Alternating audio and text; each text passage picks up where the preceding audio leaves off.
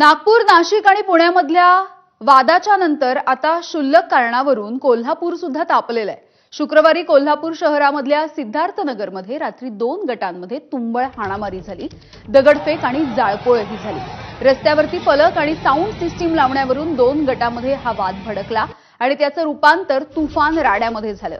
जमावानं दिसेल त्या वाहनांची तोडफोड सुरू केली।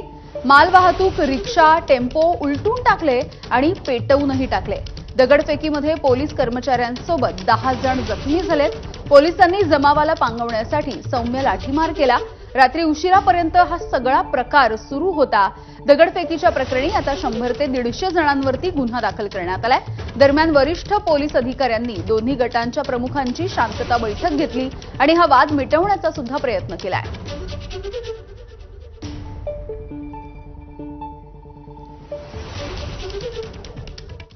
तर कोल्हापूरमध्ये नेमकं काय घडलंय बघूयात। कोल्हापूरमध्ये नेमकं काय घडलं ते पाहूया। राजेबाग स्वार फुटबॉल क्लबचा शुक्रवारी वर्धापन दिन होता। वर्धापन दिनानिमित्त दुपारी साऊंड सिस्टीम लावली होती। भला मोठा फलक आणि साऊंड सिस्टीम सिद्धार्थनगर कमानीजवळ लावल्याने रस्ता व्यापला होता।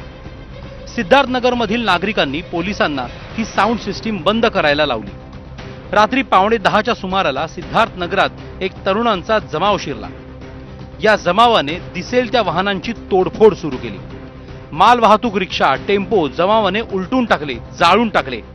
समोरच्या बाजूने हल्ला झाल्याचं समजताच सिद्धार्थनगरचे तरुण घराबाहेर पडले। सिद्धार्थनगरच्या दिशेने 2 पेट्रोल बॉम्ब फेकल्याचा आरोप केला जातोय।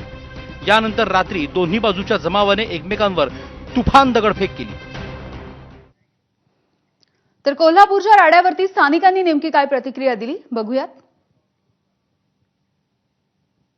कोल्हापुरातील सिद्धार्थनगर परिसरामध्ये काल तुफान दगडफेक झाली। दोन्ही गटामध्ये या ठिकाणी दगडफेक झाली आणि इथले नागरिक आपल्यासोबत आहेत। पोलीस प्रशासनाने तात्काळ कारवाई करून ते सगळं बंद पाडलं। डॉल्बी जप्त केला, लाइटिंग होतं काहीतरी, ते स्ट्रक्चर काढून घेतलं आणि शांततेचा माहोल तिने पहिले पार पाडला। त्यानंतर संध्याकाळी तिने परत फ्लेक्स लावून ढोल ताशे आणून त्या गोष्टी तिने वरदान देऊन जसं होतं तसं करण्याचा प्रयत्न केला।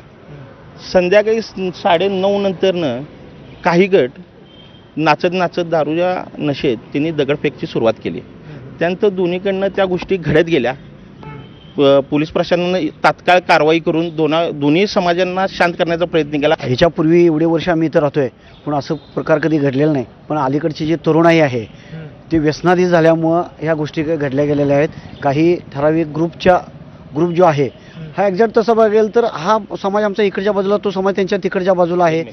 हां, आणि एकमेकाशी चांगल्या पद्धतीनं आहे।